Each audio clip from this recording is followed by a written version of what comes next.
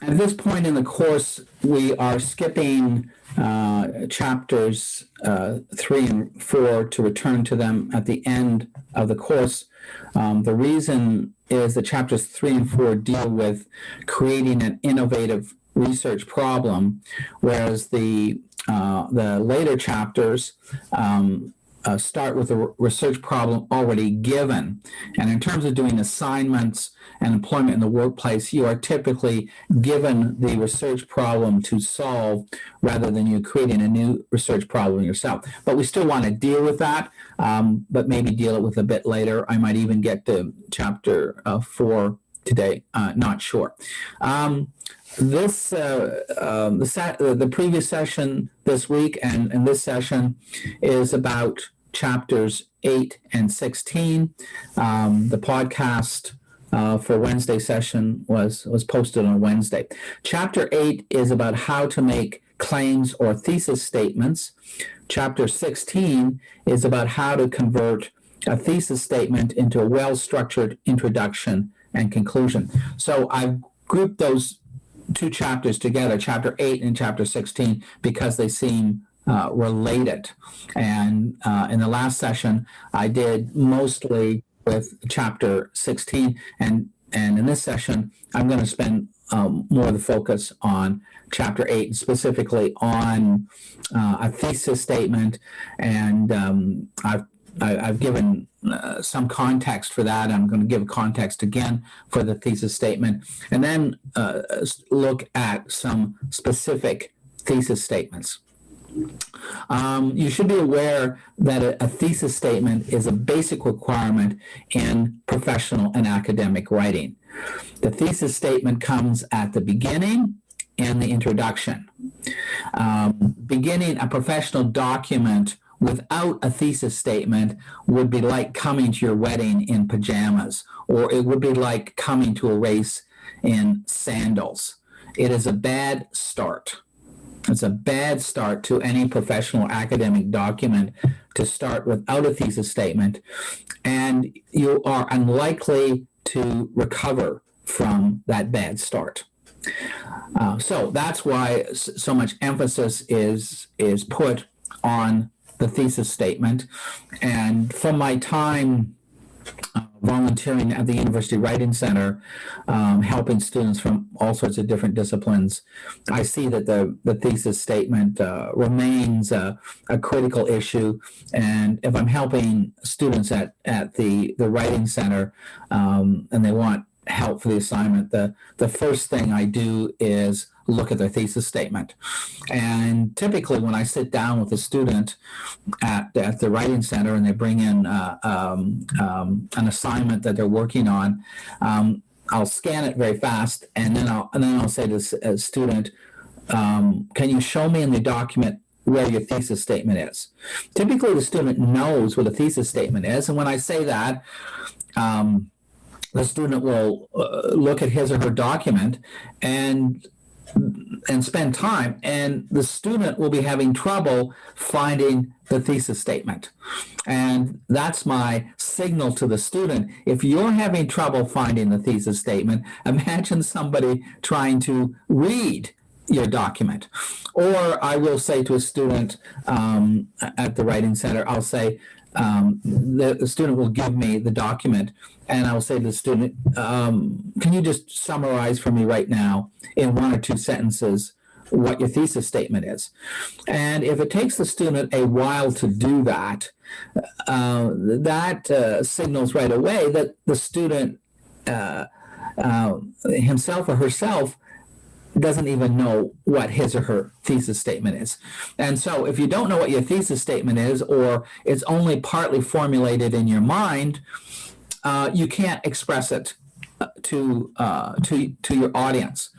And so the first diagnostic I do when I'm helping students is, where's the thesis statement? Is it at the beginning? Sometimes when I look at a document, I will find that the thesis statement is not at the beginning, but is scattered through the document and appears most fully at the end of the document. And so when I am marking an assignment, I'll typically highlight in yellow crucial points that a student is making, I will highlight where the thesis statement is, and that's kind of a diagnostic exercise to identify where is the thesis statement. Is it there right at the beginning of the assignment or the piece of professional writing? Is it scattered through the document? Is at the end of the document? If it's scattered through the document, it's not helping the reader. It's like asking the reader to go out and collect eggs from the chicken coop. The elements of the thesis statement being collecting the eggs. No, you go and collect the eggs from the chicken coop and you give them to somebody. You don't tell your reader, go and collect the important points I make in this document, and you formulate the thesis statement. Or you don't say to the reader, read through my entire document, and when you reach the end, you'll find the thesis statement. So it's a really important part of professional writing to start with a strong, clear thesis statement. And as you see, in terms of marking, since that's so important in professional writing and important in a course like this, if you hand in an assignment without a thesis statement, you're going to get a lower mark. If your thesis statement is scattered through the document, you're going to get a lower mark. If your thesis statement is only found at the end of the document, you're going to get a lower mark. How you get a higher mark, because your writing passes the test for being professional, is that you will have a clear, well-formulated thesis statement at the beginning of the document. So again, as a way of review, what do we mean by a thesis statement? Well, by way of definition, a thesis statement is an abstract statement that summarizes the innovative intellectual principles, concepts, and claims that a document will support and prove as a solution to a significant research question or as a solution to a significant research problem. Let me say that again. An abstract, what's sometimes actually called, a thesis statement is sometimes called an abstract. An abstract or a thesis statement summarizes the innovative intellectual principles, concepts, and claims that a document will support and prove as a solution to a significant research question or as a solution to a significant research problem. Now, your first assignment in this course was to evaluate a piece of research. The research was on Generation Z, what the learning problems, learning obstacles are in Generation Z, and how to, considering these learning obstacles for Generation Z, how to help that generation learn better in the classroom. So what you would do is, and of course you would be using the course text and the lectures, and you would look as you're assessing this piece of research and assignment, you would look for the thesis statement, and you would evaluate whether the thesis statement was significant and important and had consequences, and you would evaluate the evidence in the research article to support the thesis statement, and you would evaluate the solutions to the research problem in the document. So bear in mind that the thesis statement is a conventional requirement for professional and academic discursive writing. And discursive writing means the type of writing that is organized by a rational reasoning process, as opposed to, say, a narrative in fiction or a novel. So when you read a novel, you don't find the thesis statement at the beginning of the novel, because it's a different type of writing than academic or professional writing, which is discursive writing, where the writing gives us rational principles as part of a reasoning process and a critical thinking process, and provides evidence. So in a novel, which is not professional academic writing, which doesn't have a thesis statement, there's usually an unexpressed type of thesis statement, what we might call an unexpressed moral or theme. And as the reader goes through the novel and reads the narrative, the reader may formulate the thesis statement or the theme. So you read in a novel, and you might formulate the theme of the novel, something as simple as crime doesn't pay. Okay, and you are extrapolating the theme from the novel, from the narrative writing. It's not expressed in the beginning as a thesis statement. So a typical novel right now doesn't start out by saying, this story will tell you, will demonstrate how crime doesn't pay. But we do get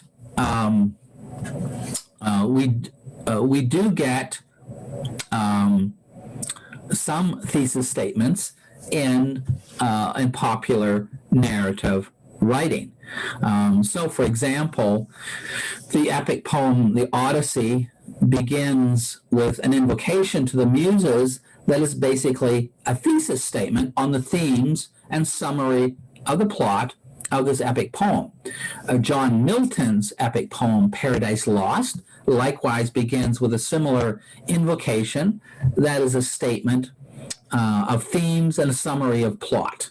Shakespeare's play Romeo and Juliet begins with a prologue that is a statement of the themes and a summary of the plot. So right at the very beginning of Shakespeare's play Romeo and Juliet, the audience is told what's going to happen. There's going to be star-crossed lovers as part of a larger context of civil war and feuding families, and the tragedy will be represented by the death of these star-crossed lovers. Well, there's no when you, as an audience, when you start to watch Shakespeare's play Romeo and Juliet, there's no mystery about what's going to happen.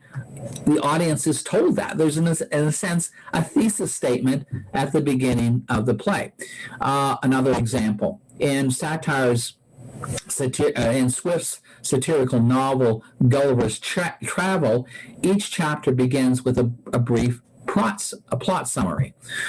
And we still see this device today. So even when you're watching a reality TV show now that has an episode every week, the episode typically ends with video highlights of what's going to happen next week. And then the episode next week typically begins with highlights of what you're going to see in that episode. In a sense, that's a kind of thesis statement. It's a kind of plot summary of what's going to happen in the show next week, or what's going to happen in the show today. And of course, the idea is to capture the interest of the audience in that plot summary. So let's actually look at. I mentioned the invocation of the Muses as a kind of thesis statement at the beginning of the Odyssey. Here we have the invocation at the beginning of Homer's Odyssey. O divine poesy, goddess daughter of Zeus, sustain for me this song for the various minded man. That's Odysseus, the protagonist, who after he had plundered the innermost citadel of hallowed Troy, okay, he did something wrong in the past, and he's going to have to pay for this, was made to stray grievously about the coasts of men. That is, his punishment for plundering the hallowed Troy is that he has to wander, and the sport of their customs, good or bad, while his heart through all the seafaring ached in an agony to redeem himself. So this is a redemptive exercise, and bring his company safe home. His company is his soldiers. Vain hope for them. Okay, it's not going to work. For his fellows he strove in vain. Their own witlessness cast them away. The fools to destroy the meat, for meat the oxen of the most exalted son. So the soldiers of Odysseus commit a sin against the sun god, and they are punished for that, and they don't return home.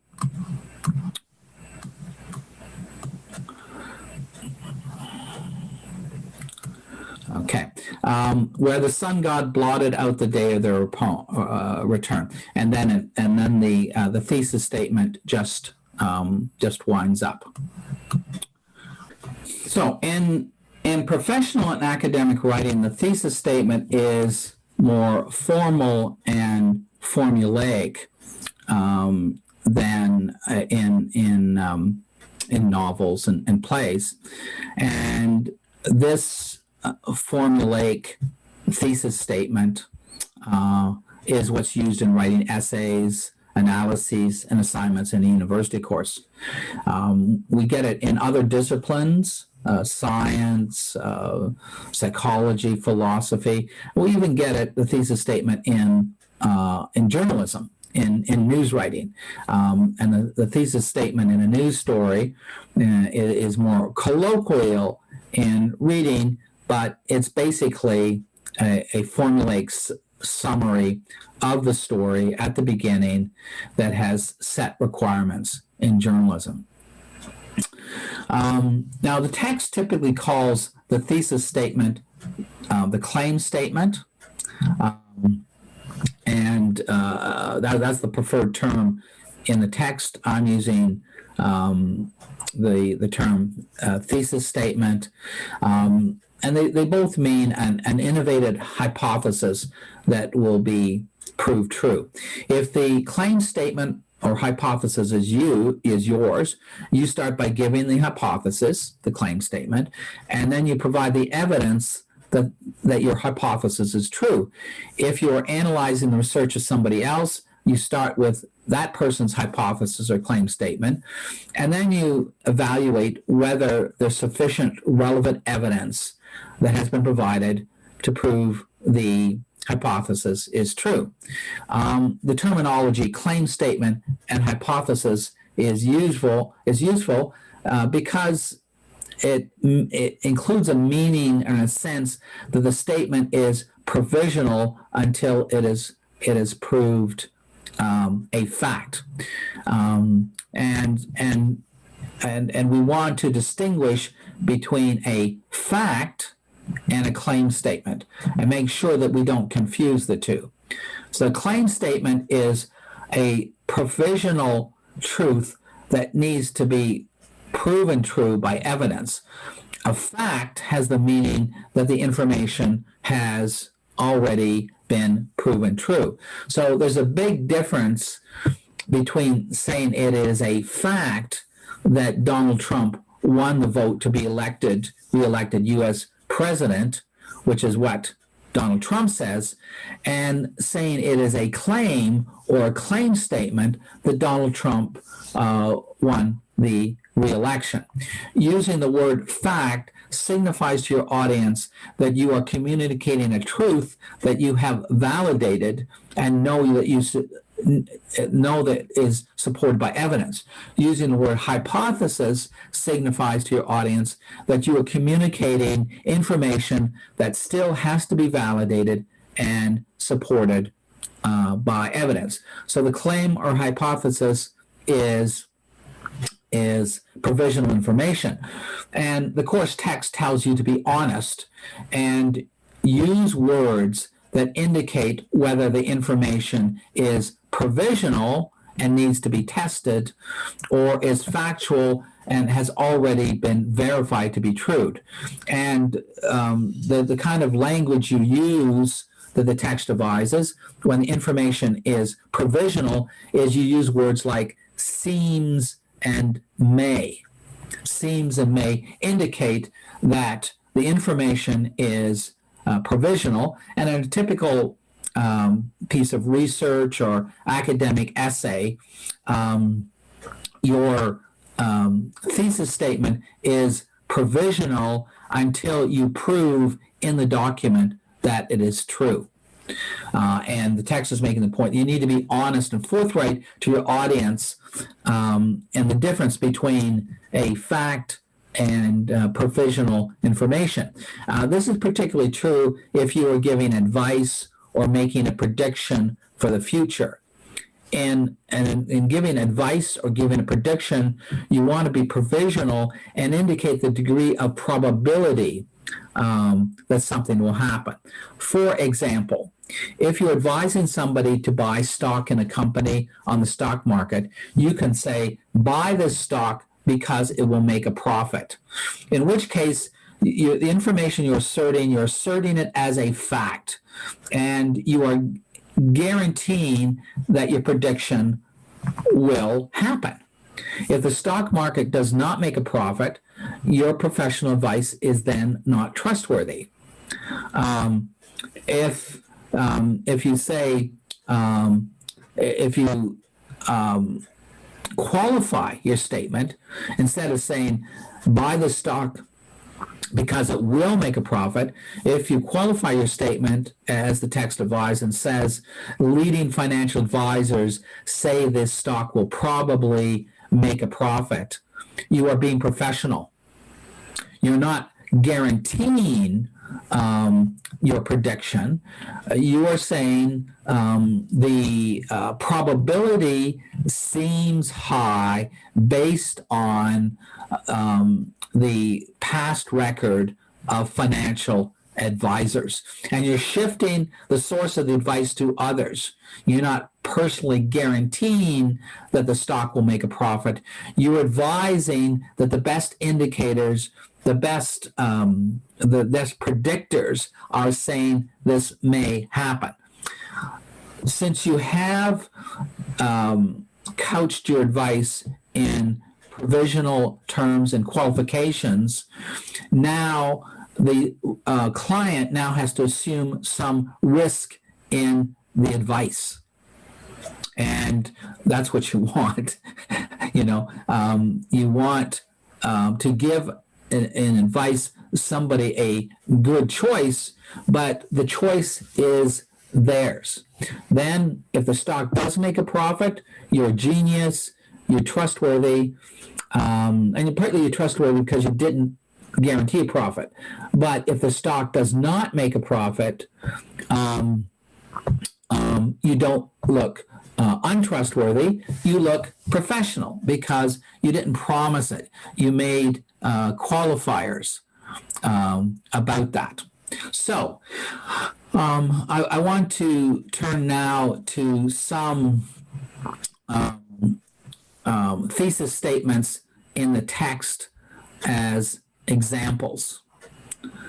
Okay, the thesis statement from the text.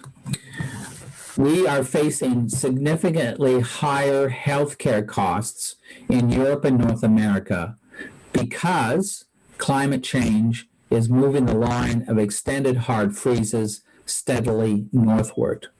That is because when an area has fewer hard freezes, it must pay more to combat new diseases carried by subtropical insects no longer killed by those freezes.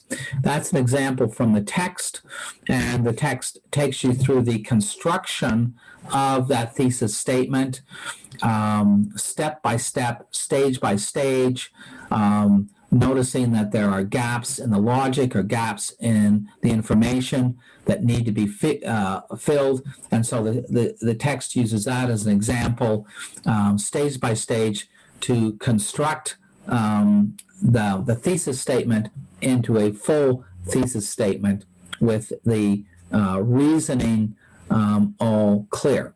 Here's another one. Now, this is one I adapted from the text because the text gives the example of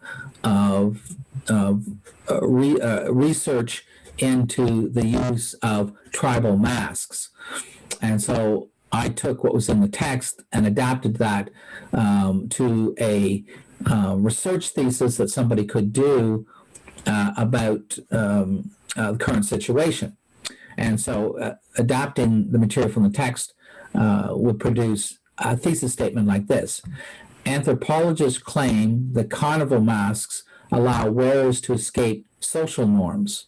But during the current COVID pandemic, the surgical mask has assumed larger political dimensions that allow anonymity and escape from surveillance and norms, and a focus for political action and political protest. So what I did there is I took the text's example of constructing an anthropological thesis statement about tribal use of carnival masks and put it to use in a situation that has more relevance for us now and more consequences for us now. It's the process that we're witnessing happening right now. Surgical masks, which a year ago we weren't paying attention to, have now been a central social, political, and health issue, to the point that we see protests taking place in certain parts of the world where people are gathering and protesting against surgical masks. We are seeing surgical masks having information printed on them, a political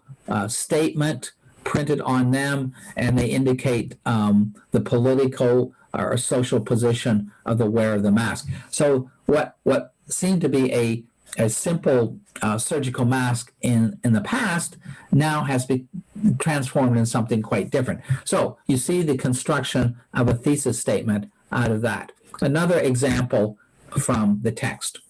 Although violent crime is actually decreasing, regular TV viewers overestimate the neighborhood crime rate by 150%, and therefore misjudge personal danger to themselves and their families because local TV news regularly opens with graphic reports of mayhem and murder in familiar locations, making many believe that crime happens nightly outside their front door. Okay, that's a fairly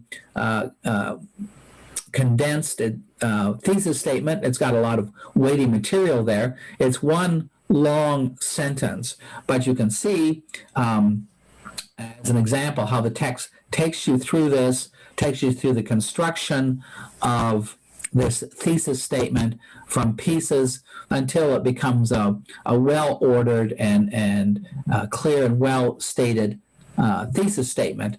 Then it would appear at the beginning of the document rather than scattered through the document, or rather than appearing at the end of the document. Okay, here are some more examples of a thesis statement, this time in terms of a journalism context.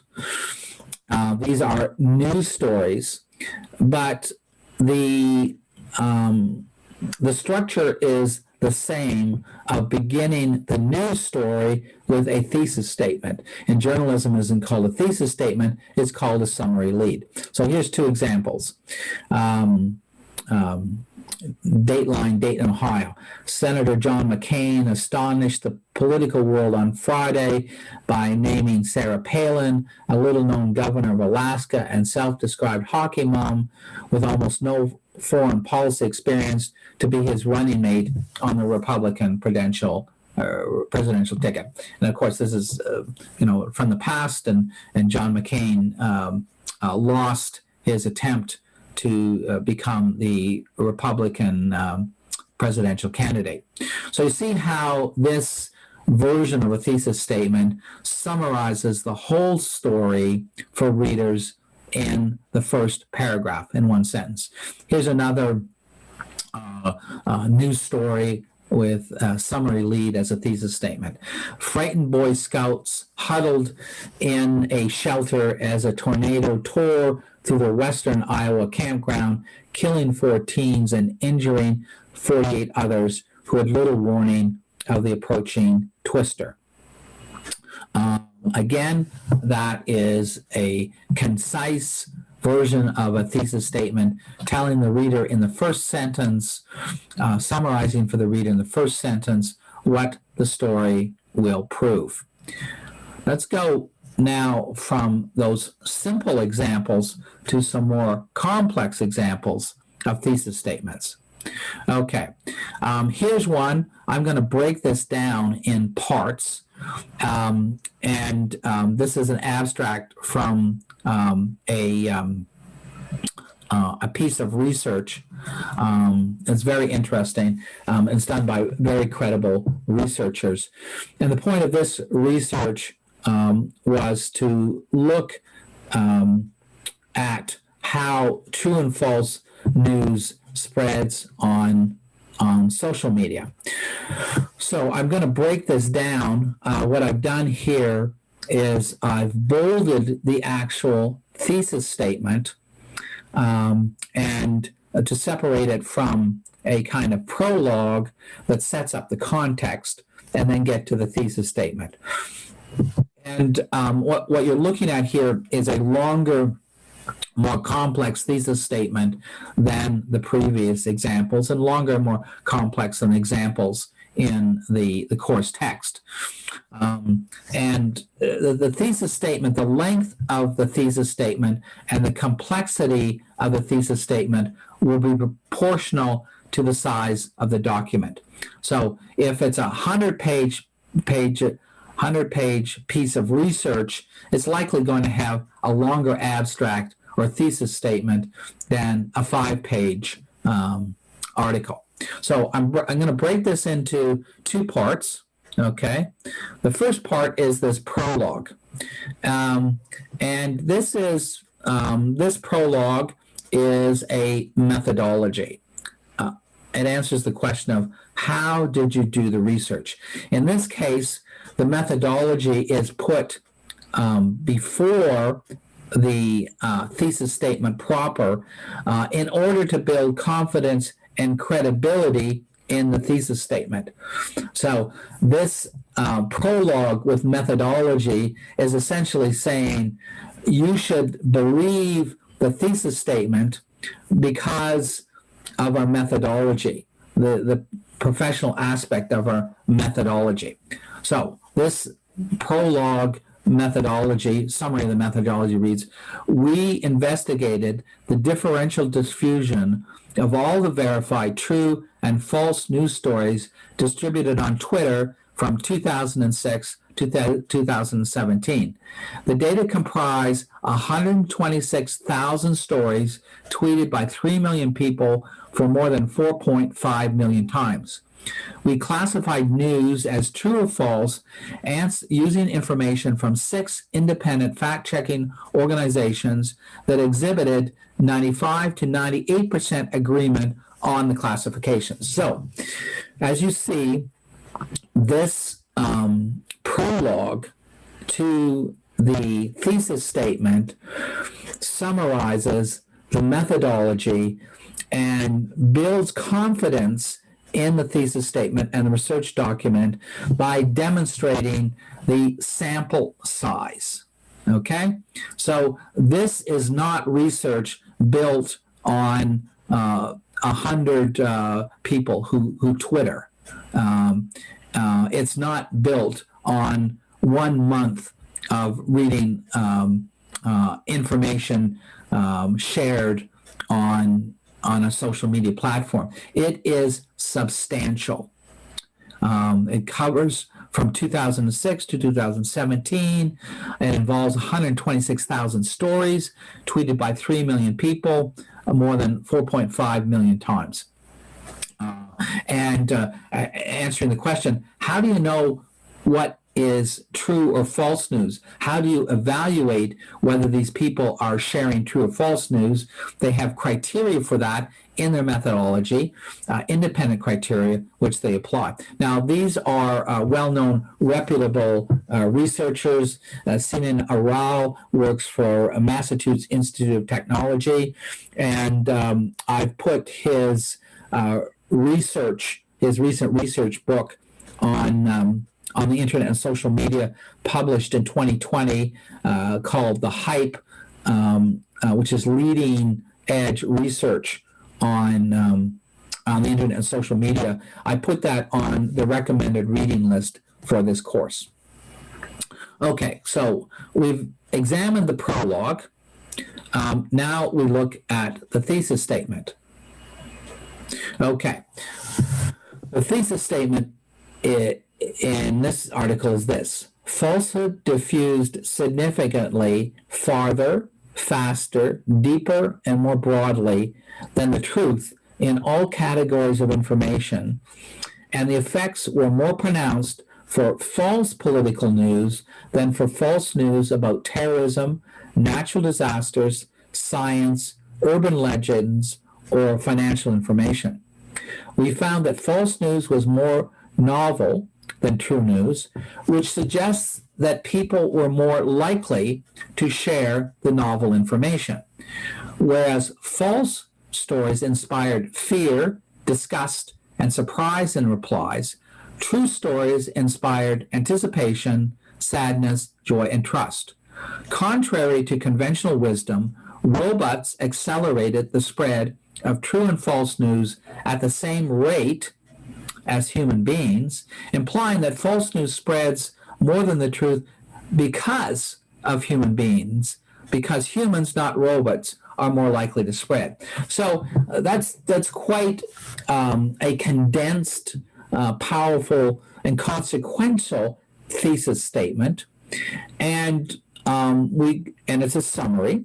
So the article will then break down those parts of the thesis statement and explain those parts item by item, correlate the evidence, look at how the reasoning supports it. And so now that we have the thesis statement for this article, the article will separate the elements, analyze the elements separately, show the support for the elements, and then we'll conclude basically by saying we've now proved our thesis statement. Now, the text takes you through how to construct a thesis statement like this and how to evaluate a thesis statement. One thing, notice right away the clarity of the language. The language here is actually quite colloquial. Rather than being complicated academic language, which would limit the audience, the language in this thesis statement is quite colloquial, which means that you don't have to be in a specific discipline in order to understand this thesis statement or to understand the research. And right away, I think you get the consequences of this. The implication here, the consequence, the implications are not explicit, but we can easily see what the implications or consequences are. The implication is that false news is damaging to society. And we've just seen a huge demonstration of that in the United States. People in the United States have been fed false information for several years that elections in the United States are rigged. And of course, the center of that is Donald Trump spreading false information that elections in which he is not elected are based that is false. The election is rigged. The election system in the U.S. is rigged. The election system is broken. And if that is true, the consequence is that the right people, the people who get political office, were not actually elected by the electorate. Now, that's false news. And there's strong evidence that that is false news. What's the evidence? Well, one of the pieces of evidence is that of the 60 or so court cases that Trump and friends of Trump launched in the United States claiming election fraud, none of those court cases brought evidence into court, and none of those court cases were successful. So there's pretty good evidence that Joe Biden won the U.S. election. Donald Trump did not win the election. But Donald Trump has been circulating false news, and others have been jumping on the bandwagon and supporting that false news that the election system is rigged, and people are getting elected to Senate and Congress who weren't actually elected by the electorate, and those people are being urged and cited to take back their country.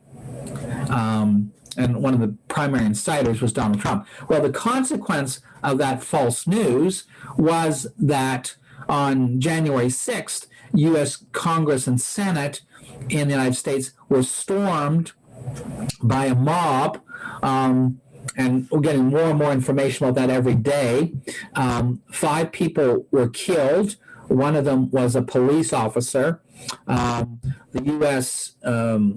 Police services are now working on charging people for crimes in that incident. So we quickly see the consequences of false news in that incident in the United States, and that's an implied implication in this thesis statement that false news does serious damage in society.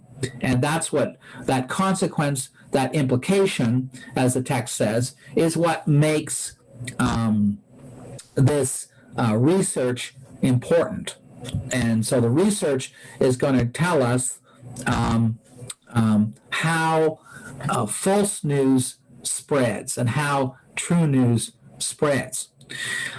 And the researchers in their thesis statement believe that their research demonstrates that when the false news is novel, that is surprising and new, people are more likely to share it because it's surprising and new.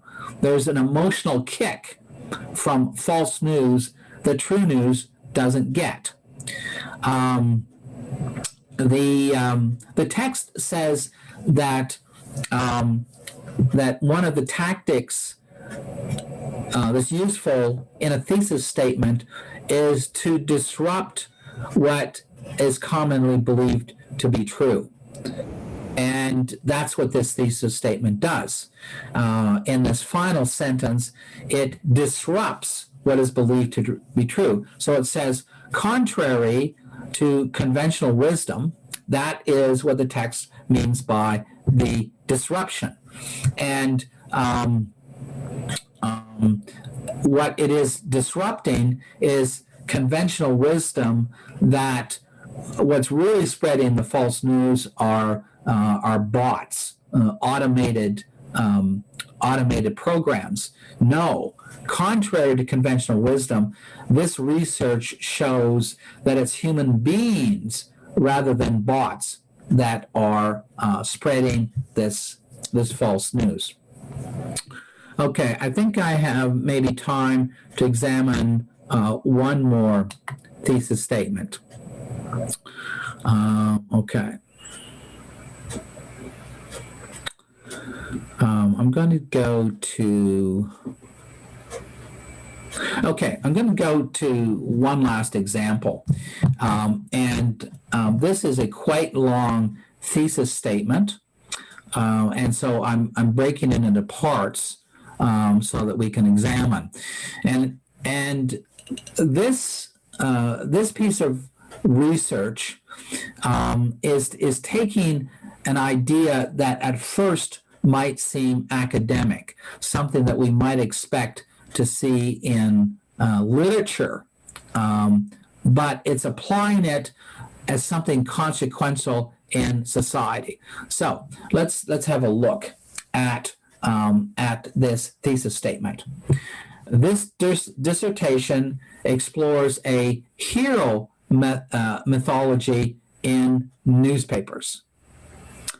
Newspaper tributes to fallen journalists, and examines whether these stories implicitly or explicitly encourage risk-taking by reporters and discourage them from acknowledging the psychological consequences of that. So what this is about, and it's a really interesting one, and one that we might not have considered before, is that if it's true that society constructs ideas of heroes, that hero then becomes a temptation and a pressure for individuals to fulfill. That is hero. So we could take this as the same idea and look at it in terms of the military. Does the military construct a hero mythology to which soldiers must conform? And in fact, this actually, the idea for this thesis statement actually seems to be analogous to applying this idea to the pressure on soldiers, the military, to conform to a hero methodology. What's the ideal soldier? How should the ideal soldier perform? And does the soldiers conforming to this hero methodology damage the soldier?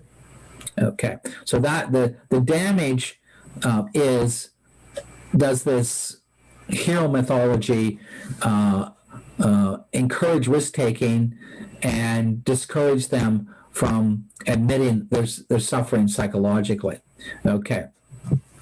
The next part of this thesis statement, a central finding of this study, it's picking out, summarizing an aspect of the research, suggests that this hero mythology emerged in the mid-1920s, immediately after the adoption of state and national journalism ethics codes and the opening of the first journalism schools in the United States. So it's identifying what created this hero mythology, and the research paper believes it is an answer to it. Consequently, and you look at the reasoning process, a central finding and the consequences of that. Consequently, this methodology served as a vital part of American journalism's professional movement, melding tacit journalism codes with the tales of heroic fallen journalists. These hero myths evolved, reaching their zenith during World War II, when the U.S. government assisted in this idolatry. Idolatry is a strong word. It's suggesting worship of this type of hero. And you would probably examine that in terms of how do you create conditions for worship, ceremonies, medals, public recognition. Okay. Finally, this hero methodology then ebbed until resurfacing sporadically during the Vietnam War and Watergate era with anti-hero journalists whose work seemed to be in direct opposition to the authorities who once celebrated them. The post-9/11 era saw a resurgence of the hero myth, despite the advent of research that questioned whether journalism's so-called macho code discouraged journalists from seeking treatment for occupational mental health risks, such as post-traumatic stress disorder.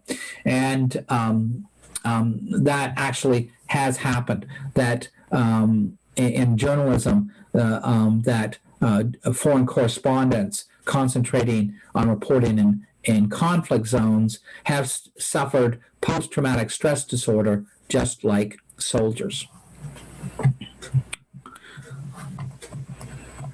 So, by way of conclusion on thesis statements and claim statements, the chapter in the text on this, chapter 8, talks about identifying different types of claim statements. This is on pages 123 to 124.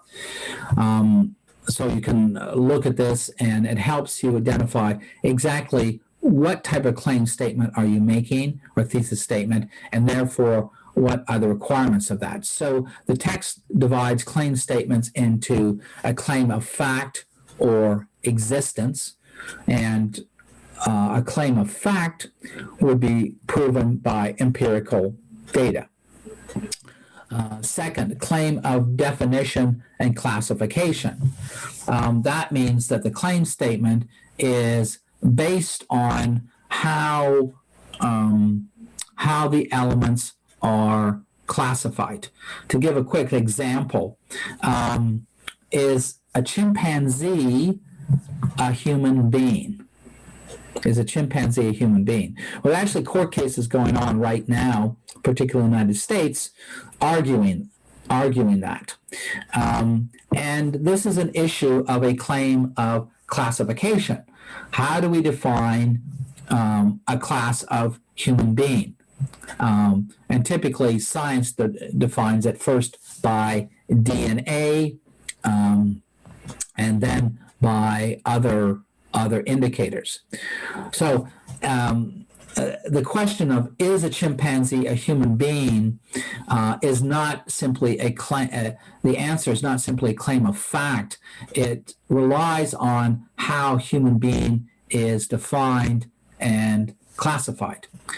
Third type of claim statement, according to the text, is cause or consequence.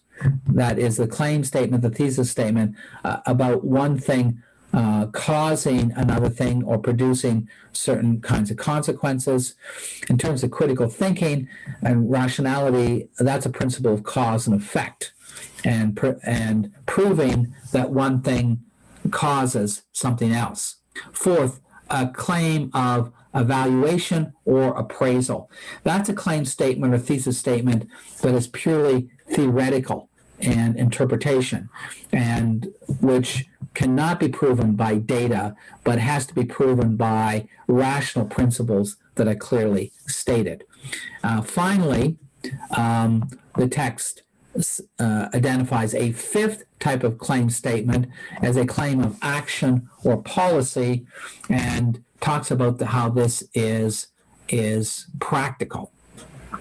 That is based on the research answer, a certain type of practical action is recommended.